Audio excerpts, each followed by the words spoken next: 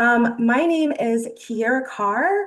I'm the Digital Engagement and Special Projects Manager here for Welcoming America. I'm based in Fort Wayne, so big shout out to my Indiana people.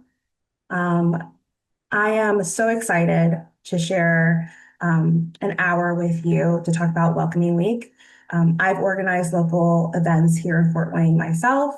I'm always so grateful to learn more and to speak with people who are doing such great work across the country. Hi, Lori from New Orleans. Welcoming means we want to be here. Yeah, we want you to be here. Love that too.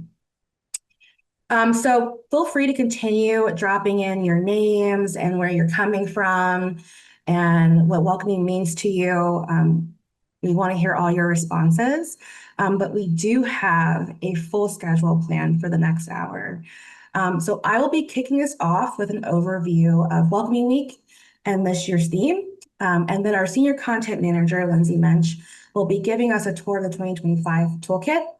After that, we'll explore best practices and hear from the communities that have used Welcoming Week as a launch pad. They are creating impact that goes way beyond just 1 week, and they're really contributing to a global movement. There will be time for questions at the end of the webinar. So as you're also in there chatting away, please feel free to drop questions in there, and we will try to answer as many as we can at the end of the session. So we can get started here. What is Welcoming Week? It was launched in 2012, and Welcoming Week provides individuals, local governments, and communities the opportunity to proclaim welcoming values through events, through local initiatives. It can be social media and civic engagement. Last year, we had a record-breaking 2,000 global events take place during Welcoming Week across 8 countries.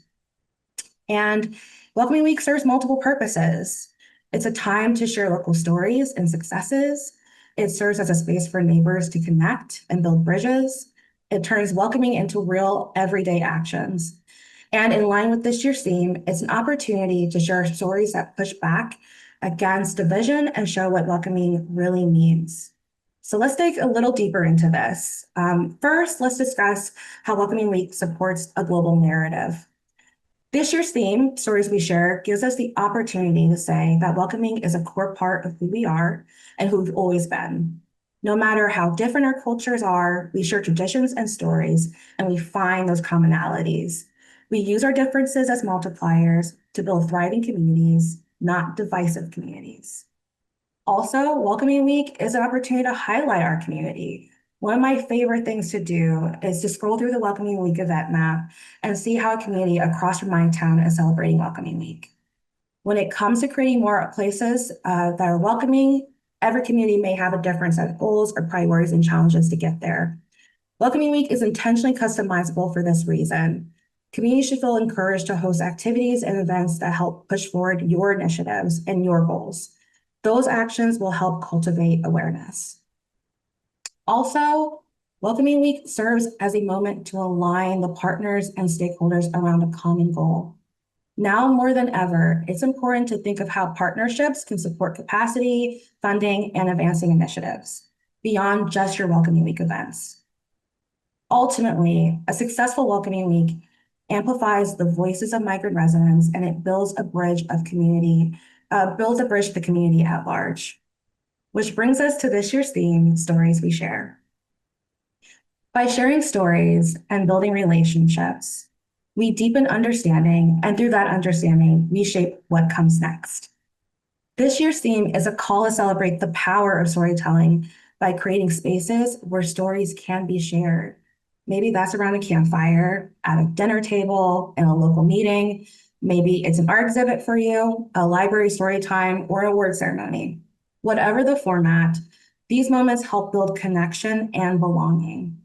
In addition to the 2025 theme, you can also incorporate daily themes based on the Welcoming Standard, designed to support truly welcoming communities. For those in the US, Citizenship Day on September 17th offers another meaningful opportunity to engage your community. You'll find talking points, customizable messaging, and more in our Welcoming Week toolkit to help bring your events to life. And speaking of that toolkit, The Welcoming Week website has several helpful features to support your planning. And to walk us through the toolkit and the event map, I will turn it over to our Senior Content Manager, Lindsay Mensch. Thank you so much, Kiera. And hello, everyone. Thank you for joining us tonight. I'm really excited to cover some of the resources that we have available for planning and sharing your Welcoming Week events. So over the past 13 years, we've compiled a ton of good practices and resources that event hosts and partners around the globe have asked for to make their planning a lot easier. And so all of the tools that we provide are available to you for free, and we really encourage you to take what's useful to your organization, for your event, for your community, and customize it to fit your needs. So you can visit the link that was shared in the chat to use the toolkit, and if you'd like to follow along with what I share today, please feel free.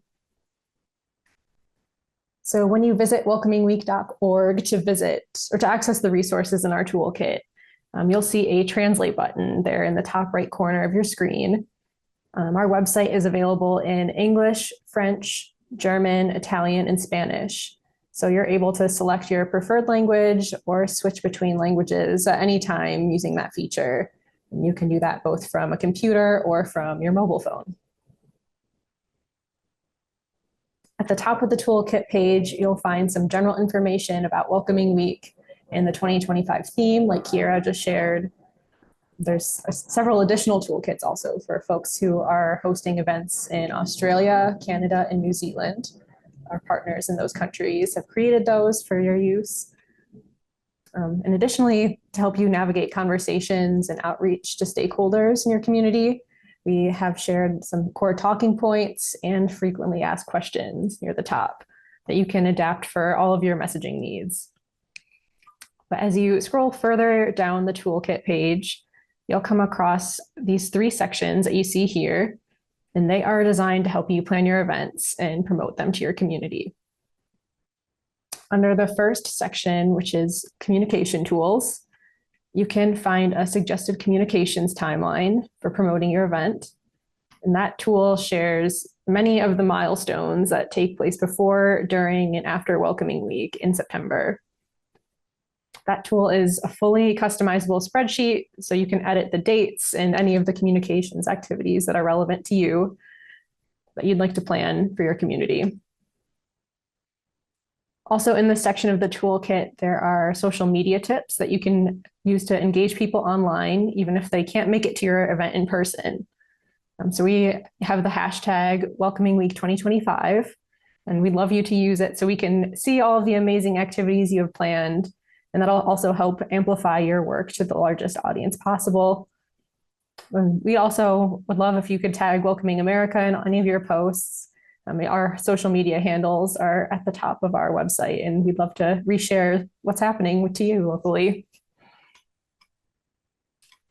Beyond social media, though, we also offer some media engagement tips that can help you connect with local journalists and newsrooms who can help share the activities you have planned.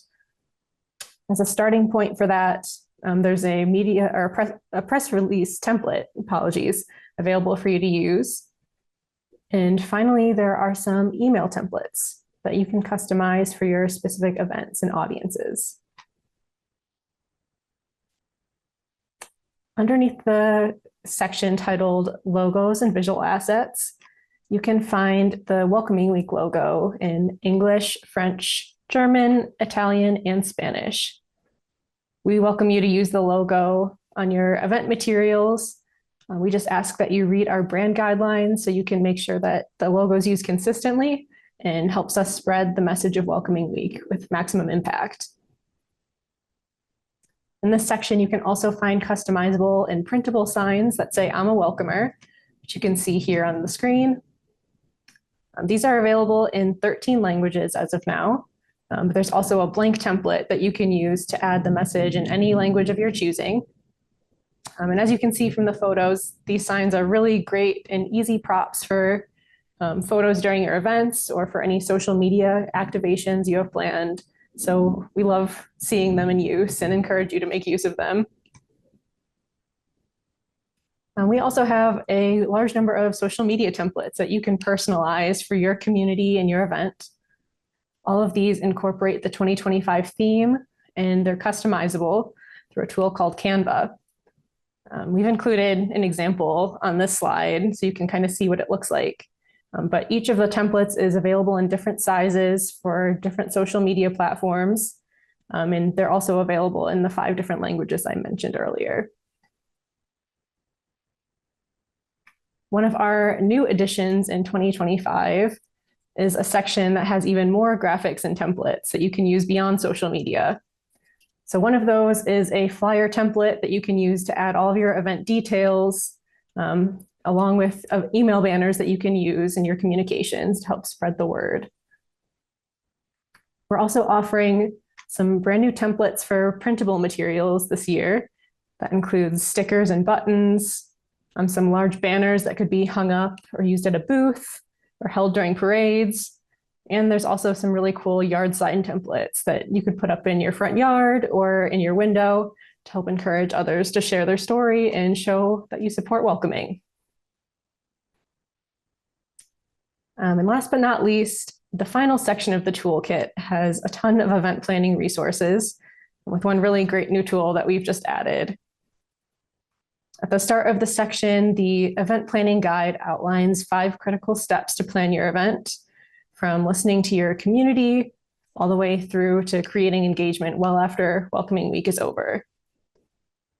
So in this document, there's a comprehensive checklist of all the event logistics that you might want to consider during all stages of planning. And one really critical step of that process is identifying and engaging partners who share your goals and values and can help advance welcoming in your community. So we have a resource available on that offers strategies for how to find and connect with those potential partners in your area. The new resource that I alluded to is a guide on best practices for hosting a community discussion.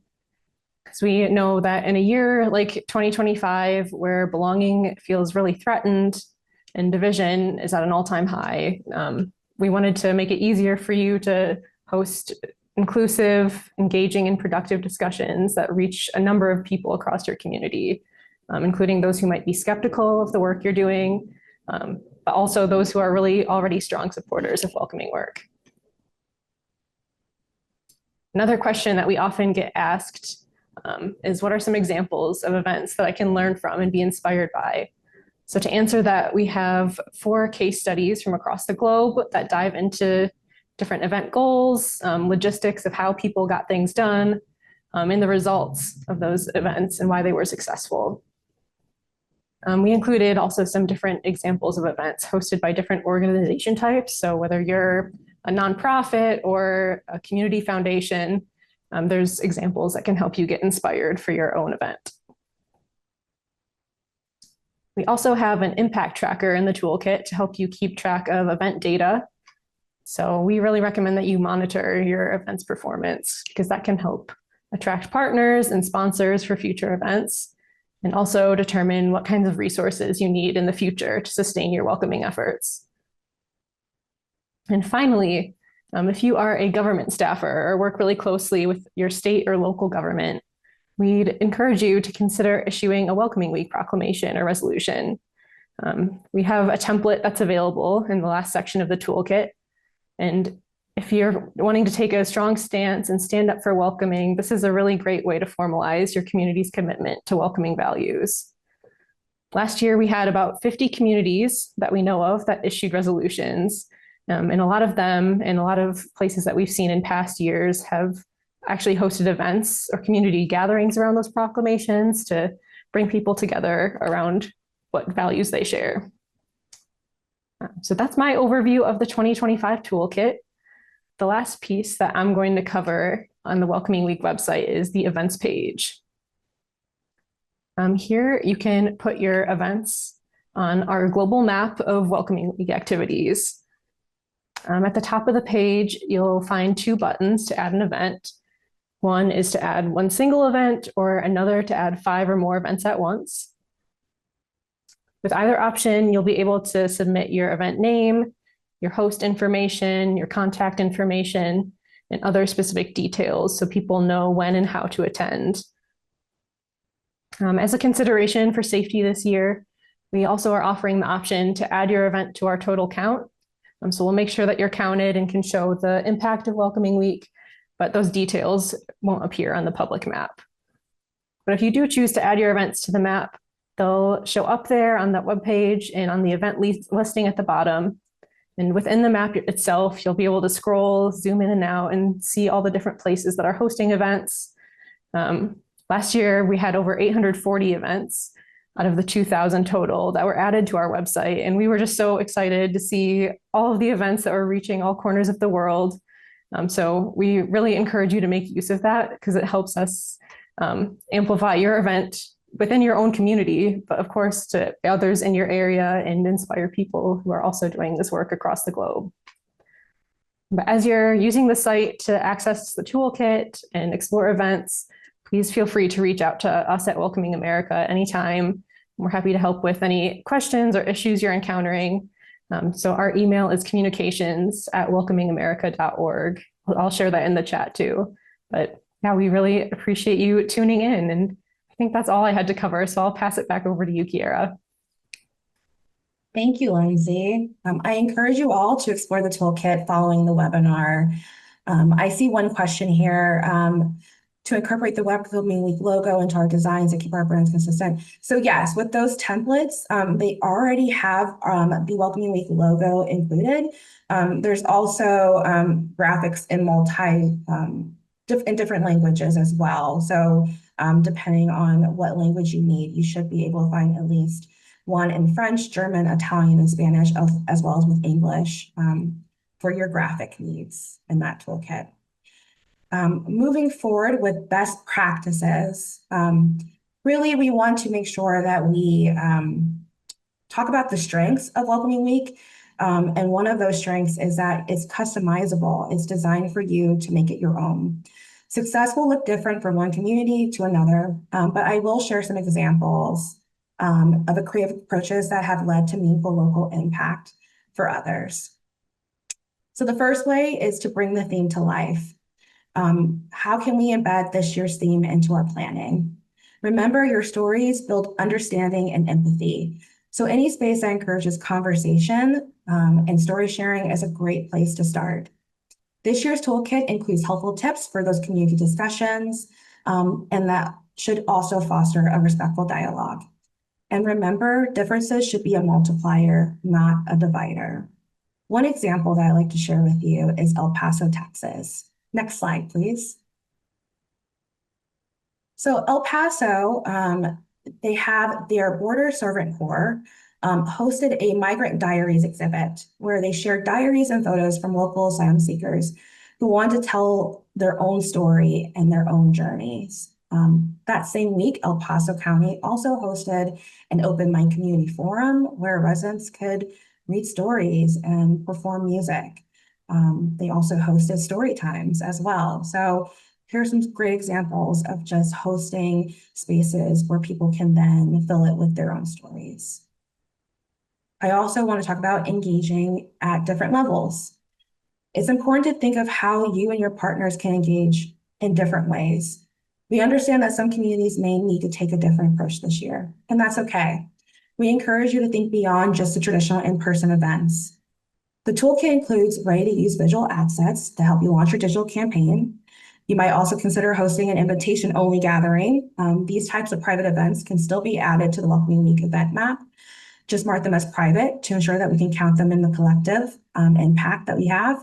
And of course, virtual events are welcome too. And I would love to share one of those virtual events that happened last year with you. Next slide. So last year, the Canadian Council of Muslim Women, in collaboration with the Niagara Local Immigration Partnership, hosted a virtual anti-racism workshop for community members. Now, it wasn't intentional, but what organizers learned in Niagara is that offering these workshops virtually actually helped prevent doxing, and it allowed them to provide both the facilitators and their participants a safe space. The Canadian Council of Muslim Women workshops have been the most well-attended virtual offerings during Welcoming Week for the last 2 years in Niagara. In addition to the virtual workshops, organizers also utilize the neutral welcoming spaces of libraries to host multiple Welcoming Week events across 12 municipalities in the region. And lastly, I would love to talk about standing up for welcoming. In order to counter fear and division, in the toolkit, you'll find resources to help you. One is our Standing Up for Welcoming toolkit. We also have our best practices for hosting that community discussion. And of course, event planning guide for identifying and engaging partners. I think these are great resources that provide practical actions that can get you started. In the toolkit, you'll also find a template to issue a proclamation or resolution for Welcoming Week. We encourage our governments now more than ever to formalize their commitment to strengthening inclusive communities. Partnerships also play an important role in showing neighbors a united front. And my example for this, next slide, is the work that's happening in Minnesota with the West Central Initiative. West Central Initiative has supported 35 Welcoming Week events last year through sponsorship funding. In addition to the funding, West Central has hosted host gatherings before their Welcoming Week last year. These spaces are for those individuals who want to organize an event, and it allows them to brainstorm and collaborate with others. By connecting partners, West Central Initiative has helped organize a variety of local activities in the region, including a welcoming parade, a gathering of longtime residents at a farmer's market, and a community event where local organizations teamed up with the EMTs and the fire and police department to host a family fun day. So residents were able to tour the ambulances, children played with the fire hoses, the police officers served ice cream, all creative ways to familiarize the community with first responders in a friendly, approachable setting. These partnerships allow us to stretch our capacity and our funding while also helping us identify the roles for all of us, whether we're an organization or a government, and how we can all play a role and impact beyond just Welcoming Week. So now that we've reviewed some of our best practices, I'm thrilled to be joined by the individuals who brought these Welcoming Week events to life. I'm pleased to introduce our panelists. We have with us today Ashley Baum for West Central Initiative. We have Lori Gonzalez Flores of El Paso, Texas, Amy Andrews and Duha El Mardi, representing the Niagara Local Immigration Partnership and the Canadian Council of Muslim Women, respectively. Thank you both. Thank you all for joining us for the panel. I'll kick off the panel with a few questions for our guests. But then I'll open it up to audience for any other questions as well. So if you would like to submit a question, feel free to put in the chat, and we will try to answer as many as we can toward the end of the session. So panelists, first question for you, and I'll start kind of down the line that you see on the screen there. So I'll start with Lori. How has participating in Welcoming Week influenced your organization's community's broader efforts? How has participating in Welcoming Week influenced your community's broader efforts around inclusion, engagement, and strategic planning? Hi, good afternoon. Thank you, Kiara. Hi, everyone. My name is Lore Gonzalez Flores, and I am with El Paso County Office of New Americans. And again, thank you, Kiara and Lola, for the opportunity to share what we've been doing here in El Paso, Texas.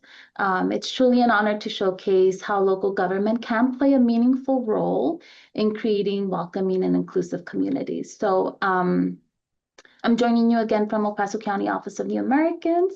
And so for the past 4 years, we've been proudly coordinating Welcoming Week efforts and initiatives. Each year, our efforts have grown bigger and better and more collaborative as we partnered with community organizations and service providers and local residents to celebrate Welcoming Week. Last year, our Welcoming Week run of show included a full week of activities, everything from a resolution, which I know you touched on earlier in your presentation.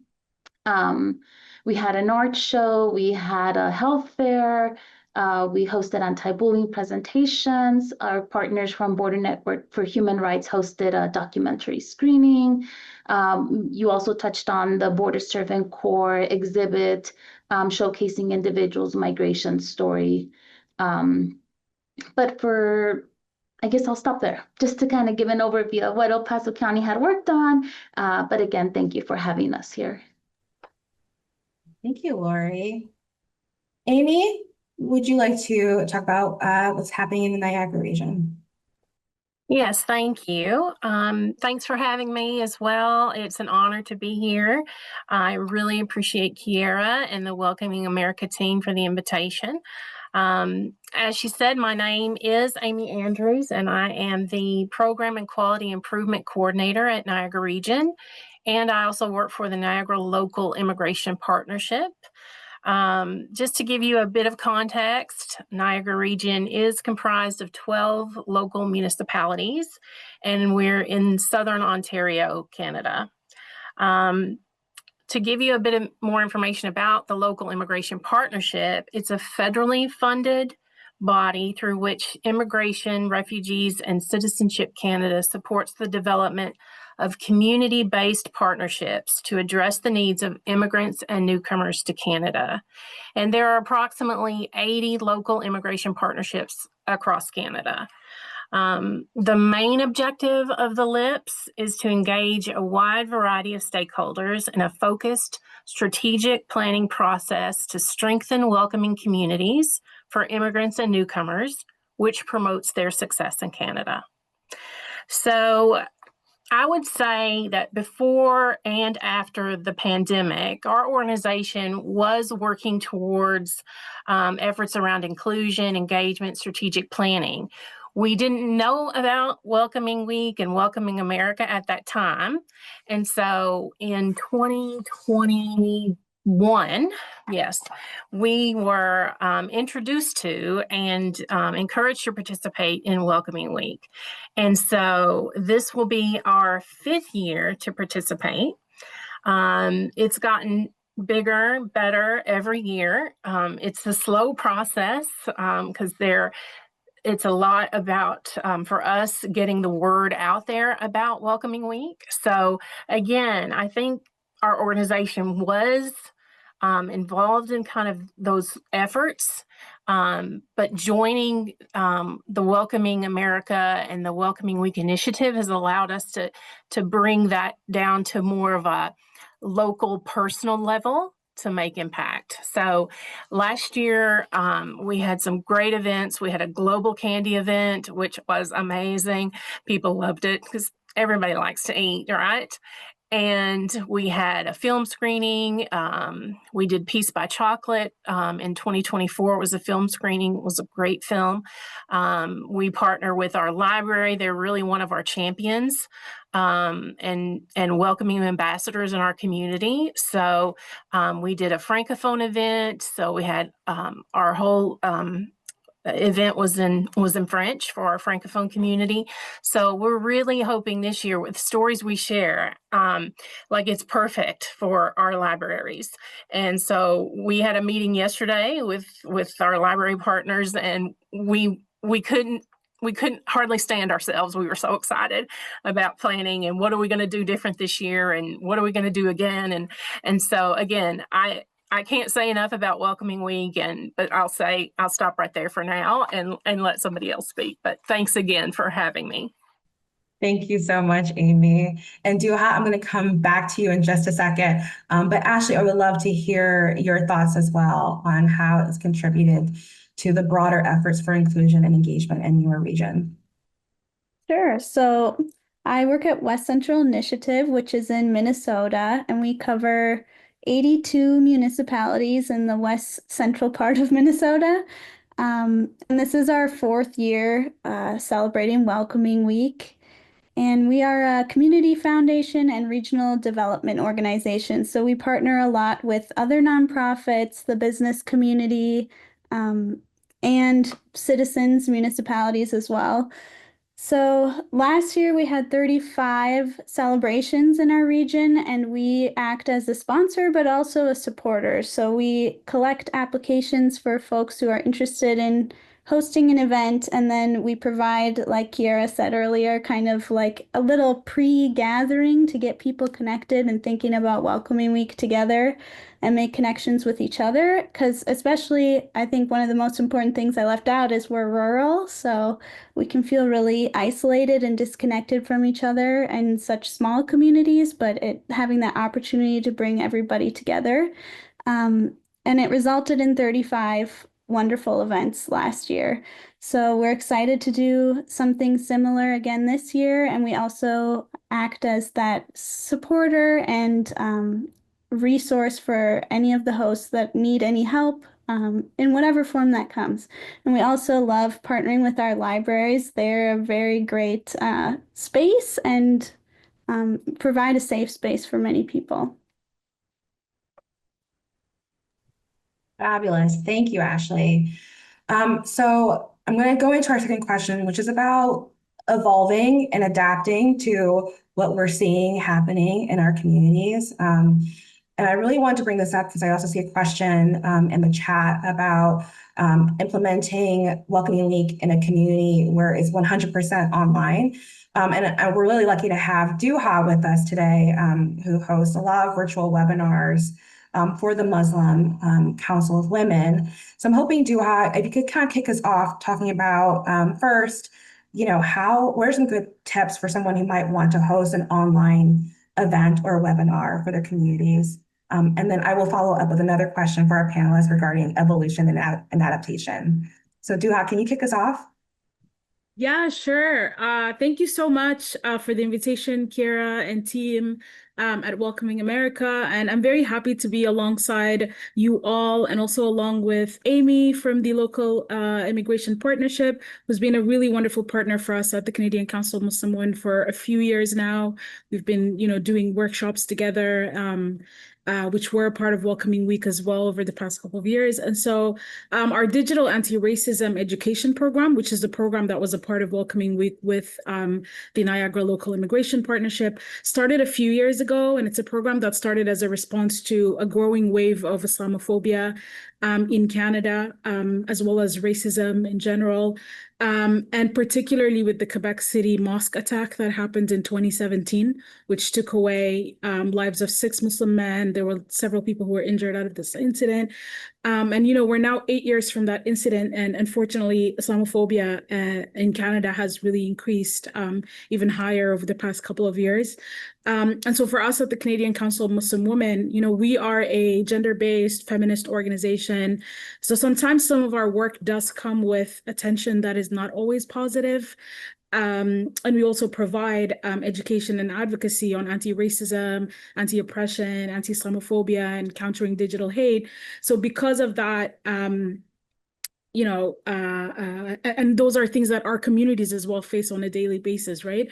And so because of that, the nature of this work, and also because we are a national organization, we have members and partners all over, from coast to coast in Canada, and we provide the majority of our educations virtually. We felt like it was very important for us to be able to do that. Doing virtual education we've seen also is like a lot more accessible to our participants and our members. It's easier for them to fit it in their busy schedules, and also a lot of the times removes like mobility issues when it comes to like accessing spaces. Unfortunately, not all. We would love if all of the infrastructure around us is like very accessible, but even buses and metros sometimes are not. So even to get people to show up at events sometimes can be a struggle. And so this is like one way that we've been able to get a lot more engagement. And over the past couple of years, we've had also to take security concerns as an organization even more seriously, given the political climate. And so occasionally we deliver in-person education workshops to our partners, but mostly we prefer to do it online, and we use platforms like Zoom and WebEx. And this has really allowed us to be more aware of who receives invitation links. We're able to make invitation links that are shared in a private setting, who has access to come to the space. It also allows us to have, waiting room. We can see who's joining, making sure that like it is matching with who has like signed up for this. And we're also able to lock sometimes a room when we know that everyone who has signed up is here. We can actually lock the room completely, and so that we don't have people coming externally. And then we're able to remove people. I think fortunately we've only had to do that once over like the many years we've been doing this, but that's also, again, because we're being proactive by making sure that the links are private and that we are we know who's showing up in the space.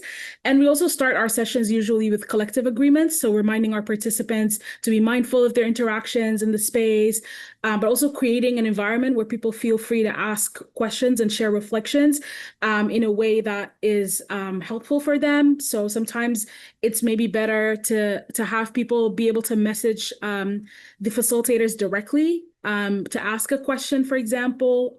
So there's also features where sometimes we can change that setting to make it just to the facilitators. And I think one of the last thing that I'm going to share is that partner organizations like Niagara Local Immigration also play such a big role in setting the tone, right, of the sessions that we're having. So with Amy and her team, they've always been doing such a great job in like supporting us.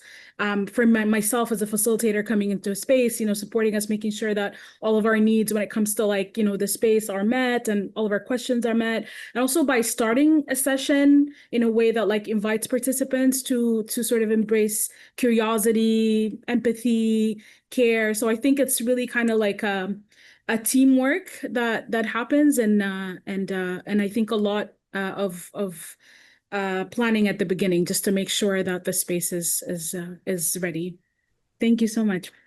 Thank you, Duha. So yes, and Jonathan, to answer your question, Welcoming Week can definitely be implemented as an online only campaign.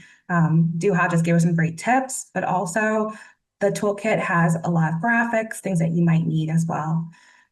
So back to the panel question too of, thinking about this year, thinking about safety, other concerns. How have you all adapted and evolved your approach this year, but also over time? So I'll start from the bottom up this time. So Ashley, can you lead us off? Sure. So this year we're hosting fewer events for those exact reasons that many past hosts were feeling maybe a little bit fearful or apprehensive about hosting events this year. But the ones that are they're all great people, and it's great to have a group to commiserate, collaborate with. And a couple of our events have changed their focus if they're hosting a public event to being more towards advocates versus maybe migrants or refugees themselves.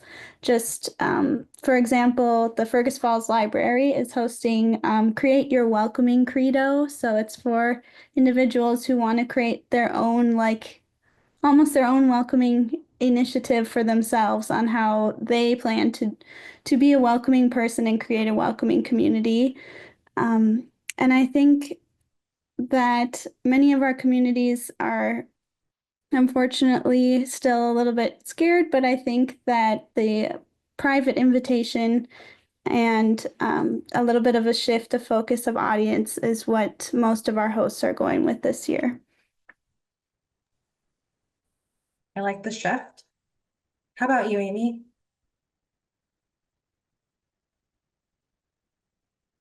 Can I have you come off mute?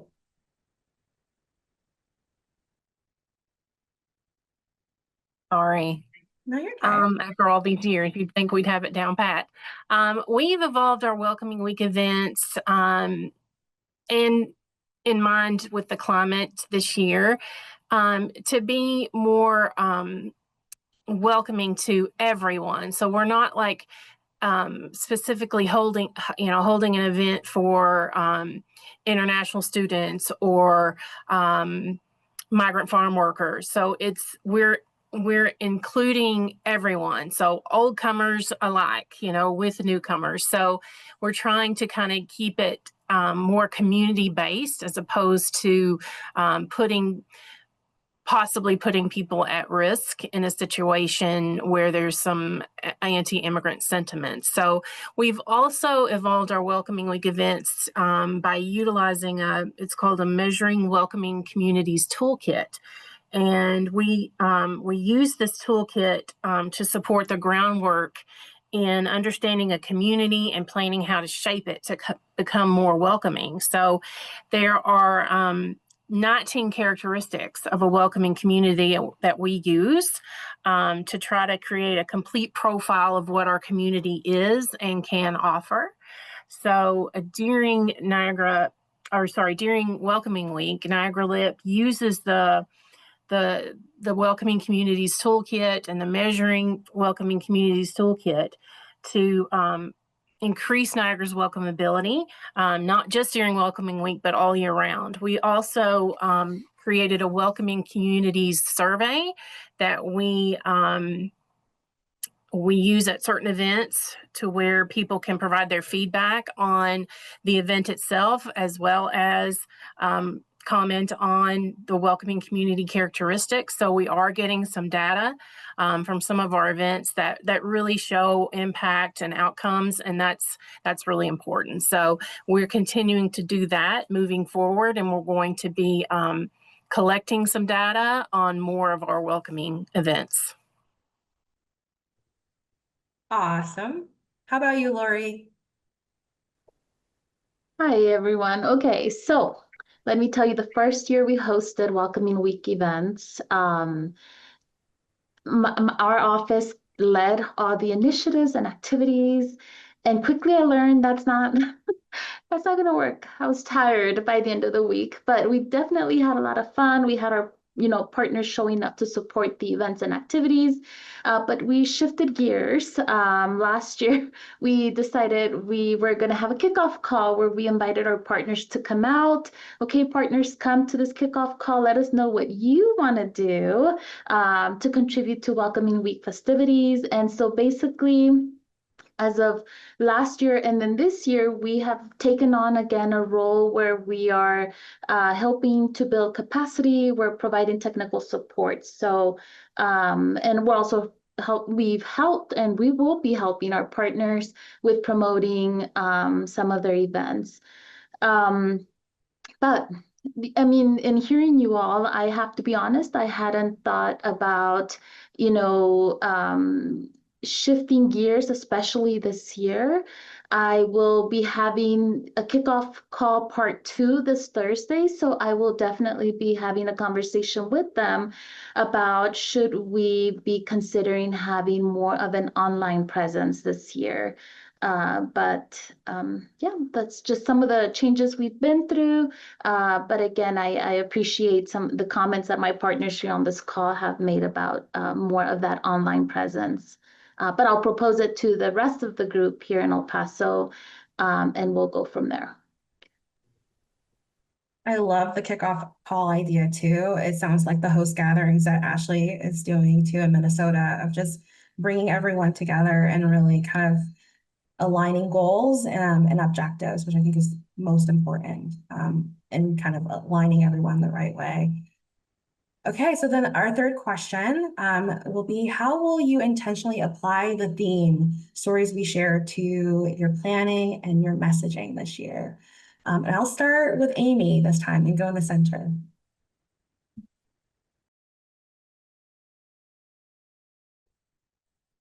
Okay, so this year we're going to center the narrative on community voices. So like I said earlier, we're focusing on newcomers and oldcomers.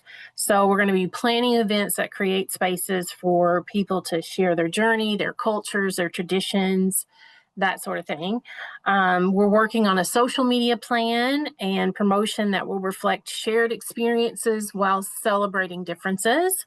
And we're attempting to answer the call to learn more about what makes each person unique and how this makes our community a better place to live. So we're really excited about the theme this year. I mean, I say that every year. It couldn't be a better theme, and every year it's a better theme. So Stories We Share is a very exciting theme, and we're really looking forward to having those shared voices and the experiences and just being together as human beings and learning and growing and yeah, it's really exciting, and we're really looking forward to it. So yeah, again, our social media plan will focus on those shared voices and shared experiences, but also celebrating differences too. We don't want to ignore that piece. So it really makes our community a better place. So that's what I will say, and I'll turn it back to you, Kiara. No, that's a wonderful point, that social media, this theme works so well for that, because you can just take the time to spotlight individuals in your community that really live up to that welcoming standard and that welcoming value, and share their stories and get engagement that way. I love that. Ashley, how about you? How are you intentionally applying the theme this year? Well, it's really similar. So one of our initiatives at West Central Initiative is called Live Wide Open. And it's all about sharing stories. That's basically its whole deal, is sharing the stories of the diverse and interesting people in our region. And part of that is narrative change, and part of it is awareness building. So we will be attending all 20 plus events we're hosting this year, and we'll be gathering those stories as we go through, and we'll be capturing what's going on at the events and talking to people throughout the time and sharing those on social media and in a blog and in videos and in every other way we possibly can. But it's just like Amy said, it felt like the perfect theme for us this year. It's awesome. I love it when you already have something in the can and you can really just align it well with the theme. That's perfect. And how about you, Lori? So we do plan on reincorporating our open mic event. So it's something that we've been having these last 2 years. This will be the third year we host that. So basically, again, we call it an open mic community forum. We invite community partners to come out, read a poem, sing a song, let's play music, which allows, again, community members to share their experiences through poetry, music, and storytelling. But like I mentioned, we are in the process of having our part 2 of the kickoff call this Thursday. So I am excited to see what our community partners will be bringing to the table for this year's Welcoming Week initiatives. I'm so excited that open mic is coming back. I think that's such a great idea. And like I said earlier, just creating the space for stories to be shared is a key part, I think, to this theme this year. You know, however you do it, allow the space for people to kind of fill it with stories is, I think, what's most important. I'm going to ask, what advice would you give to someone who is organizing a Welcoming Week event for the first time? You guys are very skilled pros at this point. So I'm sure people would love to hear any tips that you may have. I'll start at the top with Lori. So start small. If it's your first time, start small, collaborate early, and then don't try to do it all alone. What we learn is that partnership is key. So reach out to local organizations, schools, libraries, shelters. Many are already doing the great work. We just need to extend the invitation to them to be part of something bigger. Also, don't overthink it. One of the Welcoming America partners, and I can't think of his name right now, but I remember him telling me, again, welcoming events don't have to be big. It can be something as simple as, again, reading a story to your children and there's several books out there, and I wish I could have maybe made a list of some of those books to read them out here, titles of books, but again, as simple as just reading a story to your children on inclusive and welcoming rhetoric that could also be part of Welcoming Week. Awesome. How about Amy? So I would say, yes, start small. And I would say start early as well. And I would also say don't give up. Because it's a lot about just educating people about what Welcoming Week is. And so you find somebody who's really enthusiastic about the initiative and let them, share that enthusiasm every time they talk about it. And I would say, don't be discouraged. There's a lot of people to inform, and you do that one person at a time and one event at a time. And I think too, I love the kickoff call, and I'm going to have to incorporate that, because I will say in our first few years, and I would say we're still pretty new participating in Welcoming Week, but it was a lot of me or my team saying, well, what about this? What about this idea? And so those first couple of years, you may need to actually host a few events so people can see how it goes and that sort of thing. And then later, again, collaboration and partnership is key. And then you can move more into like a coordinating role, because it is impossible to do it all by yourself. But again, those first few years, it is a lot about, oh, well, this is our welcoming week event. How would you like to try, this? Because they just haven't really thought about it. But again, like Lori was saying too, it's a great opportunity to talk to your partners about what they're already doing, because likely they are already doing welcoming events and programming and services. And so Welcoming Week is a great opportunity to just rebrand their naturally occurring events in September anyway. So it's a great opportunity again to get people familiar with the initiative and recognize they're already doing some of this work in this space. So join us in Welcoming Week, right? So again, it's a lot about just taking that time and leveraging relationships and answering questions and being ready for them. And again, like you say, it's not always about 50, 60, 100 people events.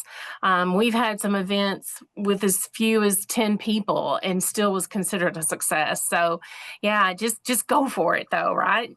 And don't give up, because people, they do get excited about it, because it's important to a lot of people that we're a welcoming community, right? And that we're welcoming people. So yeah, thank you. Well, Amy, you have some people excited in the chat too about the Global Candy event. They would love to know more about how you did that. So you can give Okay. quick summary. Do you want me to do that now, or wait a minute? If you give me just a quick summary about like what. Okay, I'll try to be quick. Yeah. So Global Candy Event is exactly what it says. We had probably 21 different types of candy and sweets that we had purchased. We had them in bowls on the table. We created posters. So it had like the flag, the country, maybe something about the treat as well on a poster by the candy dish. And people just came through. It was at the library, and people came through and were trying different things and talking about it. And we had a couple of folks come in and say, I had this, I ate this piece of candy when I was a child, and it brought back all these wonderful memories for them. So it was a great event. And it was a simple piece of candy. And we made the posters that went with the candy, and you could do anything like that. You could do, we did some flags and facts and things about the countries as well as the candy. So it was super, super fun. Thank you. And Ashley, can you round us up? What's some advice for first timers? Well, I'd like to have a global candy event. I'd like to go to one or host one. I don't know.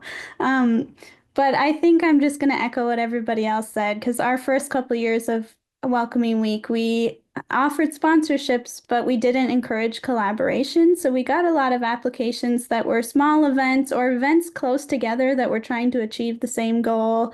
And some of the events weren't as successful as they could have been. And then last year, we decided to increase the sponsorship level if you collaborated, if you had a co-host or somebody else.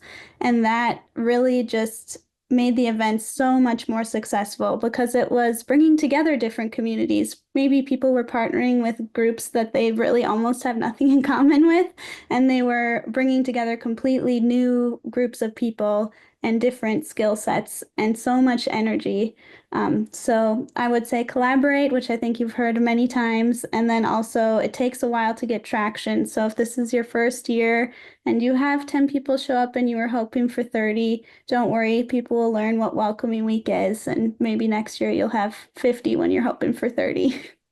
Word of mouth will help any event grow. So stay with it, stay persistent with it for sure. So I'm looking through the chat. I want to make sure if there's any other questions, feel free to let me know. I do want to address if you're looking for more resources regarding encouraging people to attend a Welcoming Week event or just to help maybe calm some of those fears about some fears of just going out to a public event. We do have a blog up right now about how you can engage in different ways of Welcoming Week, and it does include some resources. But at its core, this is a celebration, and we want you all to kind of take in that assessment of risk for each of your communities. You guys know your people and your communities the best. So please think about the resources that will help you make those decisions. But we have included some of those resources in the link there in the chat as well. Any other questions that we can answer in our last minute here together? I see one more in the Q&A. Someone is asking, as a local government, it's difficult to plan or host events when our target audience is hesitant to engage. So how would you suggest reaching out to help build that trust? I'm going to lean on Lori here, and Amy too, if you might have some quick tips on how to support that outreach. So, and then I'm sorry, I'm gonna have to pull up the question again. Or can you repeat the question? Can you repeat the question for us, Lindsay? Of course, I'll send it in the chat here too. As a local government, it's difficult to plan or host events when the target audience might be hesitant to engage. So how would you suggest starting to reach out and kind of build that trust? So again, what we learned is those partnerships, right? So when the Office of New Americans here in El Paso County started up, that is one of the comments we received is just, again, because you're a local government, some community members or residents are going to be hesitant. But I'm happy to say that throughout the years, we've built rapport with our constituents and residents. But again, I did have to lean quite a bit on our community partners. So what I want to say to that is just, again, turn to your community partners, many of them grassroots organizations that have been doing the work for years and years. Again, we're just celebrating our 5th year anniversary with El Paso County, but we've been able to, again, I guess, piggyback off of like, or follow or be like the shadows of some of our community partners that have been doing the work for many years. So again, just turn to your community partners for guidance on that. Yeah, and as you said before, Lori, start small. It doesn't have to be a big turnout the first time. And Amy, do you have any follow-ups for that? Yes, I agree with Lori. I am situated in a government corporation, and we do have to be careful about being involved in political parties and things like that. So we do try to steer pretty clear of political things, and that's about all I can say about that. But what we do is we rely on our partners. So our settlement and non-settlement partners have the relationships with all the mayors of the cities and the MPs and the MPPs. And what we do is we allow them to extend the invitation to them and their constituents, as well as obviously all their clients and network. And then that gets kind of the momentum going a little bit more for those events. So again, you do need to rely on your partners and leverage those relationships to get your audience there and to get, a feeling of this is a community-based event, right? For everyone, not just newcomers, not just immigrants. It's for residents and citizens and everyone. So again, it's especially in today's climate, I think you've got to be very careful about aligning with any sort of political statement, but let your partners do the inviting of all of those dignitaries and things, and just have a good time. Thank you very much, Amy. Thank you all for joining us today. Thank you to our amazing panelists. Thank you for hanging out with us this evening. It is our hope that through these stories that we see our communities grow stronger. If you have any follow-up questions, please feel free to let us know. We are able to be reached at our communications email. Lindsay, if you can pop that in the chat for me too. But if you have any other questions, please feel free to send that to the email. And thank you again for joining us this evening.